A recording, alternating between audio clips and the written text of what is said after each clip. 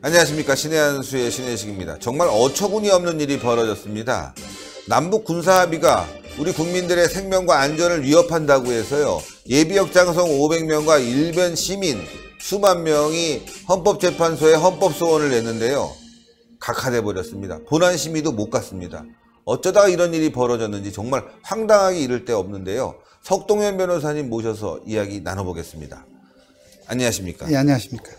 정말 황당한데요. 네. 저도 법조인이 아니다 보니까 그냥 판결문 보니까 이해 당사자가 아니다 이런 표현이 들어가 있는 것 같아요. 그래서 아니 거기 일반인들도 있고 예비역 장성들이면 군도 아니고 다 퇴역하신 분들이니까 일반 국민으로 봐도 되는데 제3자라는 표현을 써가면서 당신들은 관계없어, 좀 황당합니다. 네. 그래서 이 지금 작년 9월 달에 예.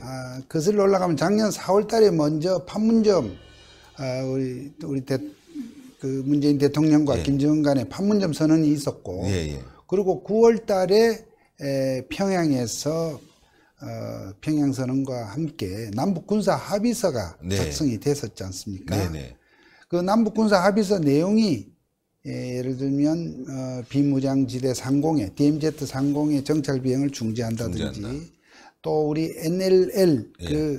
우리가 목숨으로 지켜온 그런 예. 그 부분에 대한 이 조정과 네네. 그다음에 비무장지대 내 GOP를 철거한다든지, 예. 이런 굉장히 우리 군사 안보, 우리 국가의 안보와 직결될 수 있는 중요한 사항들이 그때 그 합의서에 들어갔고, 네. 이것이 11월 달, 작년 11월부터 시행이 되고 있습니다. 그런데 그 11월 시행을 앞두고 문재인 대통령이 국회의 그 동의도 거치지 아니하고 직접 비준을 해버렸죠. 예. 소위 세프 비준을 하지 않았습니까? 네네.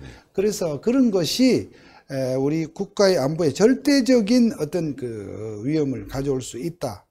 그런데 이런 부분에 대해서 우리가 법 절차로 시비를 걸려면 겨는 방법은 어떠한 공권력의 행사가 국민의 기본권, 헌법에 보장된 기본권을 침해했다는 논리로서 헌법재판소에다가 그것이 위헌이다, 무효다 하는 주장을 할 수가 있게 되어 있습니다. 그래서 지난 겨울서부터, 작년 12월서부터 저희 한변에서 이러한 군사 합의에 대해서 헌법 소원을 제기하기 위해서 우리 변호사들만 할 수도 있지만 좀 더 우리 국민적 힘을 결집을 하자.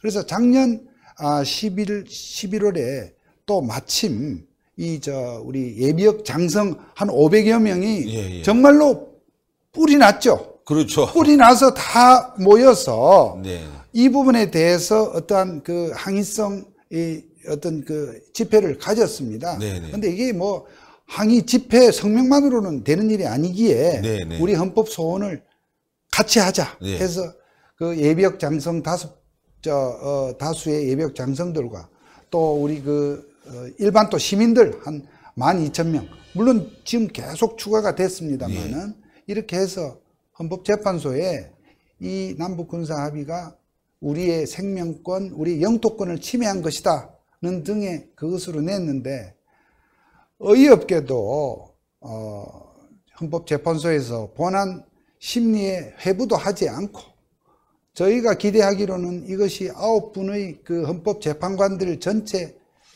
전원재판부에 당연히 회부가 되어서 논의가 될 것으로 생각을 했었는데, 한 달도 되지 않았어. 그런 전원재판부도 아닌 그 3명으로 구성된 그 단위재판부에서 또 이것이 요건을 갖추지 못했다고 하고 각하를 했습니다. 그 통지를 저희들이 어제 받고서 참 그야말로 입을 다물 수가 없었습니다. 정말. 아니, 국민들이 불안하다. 이런 거는 함부로 할 수 없다. 우리 기본권을 지켜달라. 당연히 헌법재판소에다가 헌법소원을 할 수 있는 건데. 근데 이제 그 기각한 이유가 이렇습니다. 이제 이유를 우리 저희가 국민들께서 판결문 또 아셔야 되는데요. 올려드리겠습니다.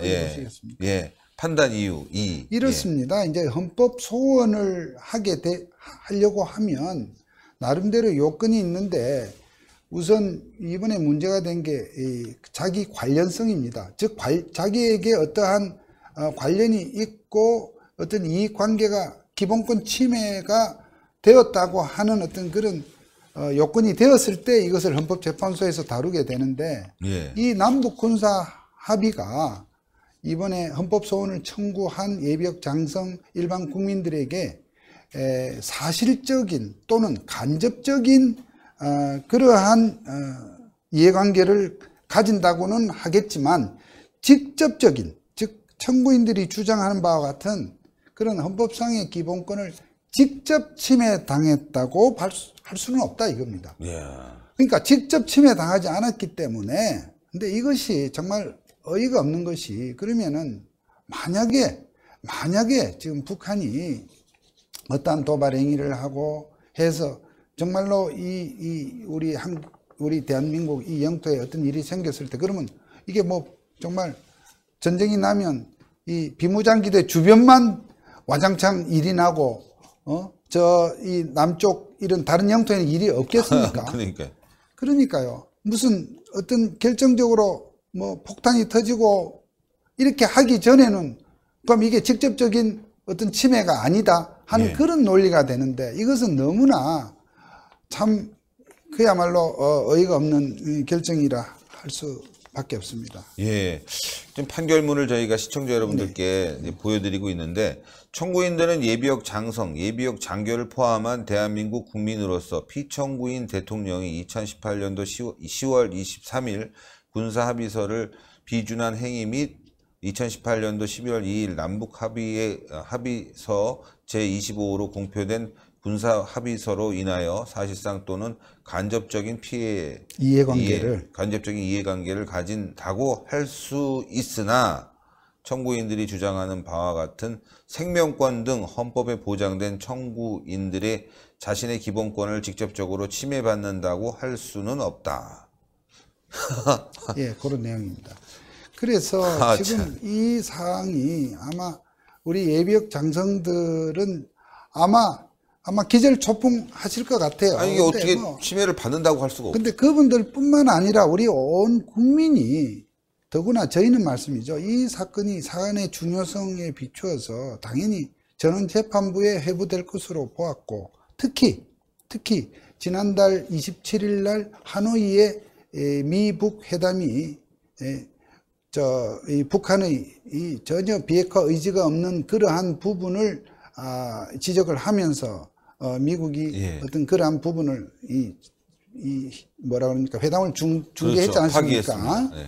그러니까 결국 그 하노이 회담에서도 드러났듯이 북한이 비핵화의 의지가 전혀 없단 말이죠.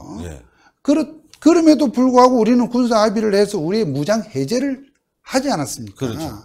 그런 점에서 그러한 하노이 회담의 그런 전후 사정까지도 저희는 이 헌법소원, 이 재판의 소위 참고 자료로 지금 제출할 준비를 하고 있었던 거죠. 북한은 변화 하나도 안 했는데 우리만 무장해제했다. 그런 셈인 거죠. 딱 나왔다. 예, 그래서 저희는 당연히 전원재판부에 회부된다는 결정이 오면 그런 자료도 내서 그야말로 이 남북 군사 합의가 내용적으로도 문제가 있고, 또 국회의 비준 동의를 받지 않고 문재인 대통령이 직접 셀프 비준을 한 절차적인 문제점, 이런 부분을 가지고 우리는 이거를 논쟁을 해서 이것을 그야말로 위헌 무효의 어떤 결과를 도출하려고 이렇게 준비를 하고 있는데, 이거는 뭐 게임할 내용도 아니다. 즉 심리에 회부할 만한 그런 관련성이 없다고 일거에 그냥 휴지통에 버린 꼴이 된 겁니다.